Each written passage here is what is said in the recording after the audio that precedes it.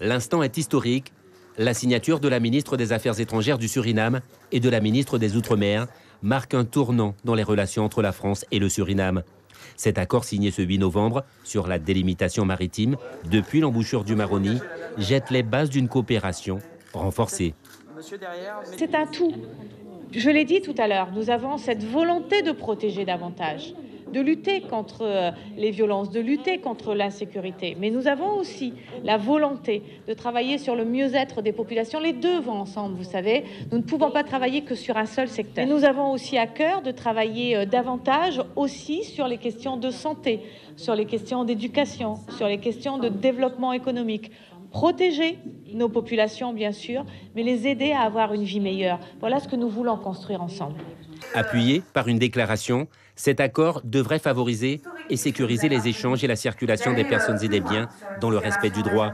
Cette signature intervient quelques jours après la ratification par l'Assemblée nationale du Suriname de l'accord de coopération policière transfrontalière qui avait été signé en 2006. Un nouvel élan à la coopération entre les deux pays.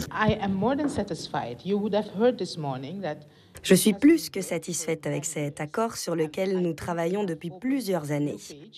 Je pense que nous avons écrit une nouvelle page dans l'histoire des relations entre la France et le Suriname pour réglementer davantage, créer des opportunités de développement pour nos populations dans les secteurs de l'éducation, la santé, la sécurité et l'environnement. Donc je ne suis pas seulement contente d'avoir signé cet accord, mais aussi d'avoir identifié des questions spécifiques sur lesquelles nous souhaitons travailler ensemble.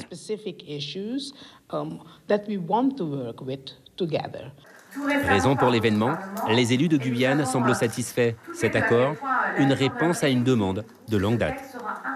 À savoir un renfort des moyens qui seront mis pour contrôler justement la pêche illégale.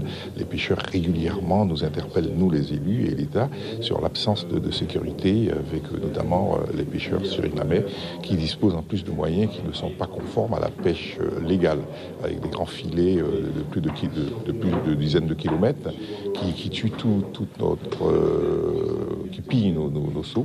Donc savoir que désormais la police, les moyens aussi seront mis de l'autre côté surtout, nous satisfont parce que jusqu'alors on avait l'impression que c'était uniquement l'État français qui contrôlait les eaux. Et vous avez des moyens, un budget pour ça? Les moyens, d'après le chef de l'État, qui était prêt à signer même cet accord lors de son passage, seront mis à disposition. Bon, c'est ce que nous espérons. Cette relance de la coopération devrait également permettre la finalisation d'un accord cadre de coopération qui institutionnaliserait la commission mixte franco-surinamaise.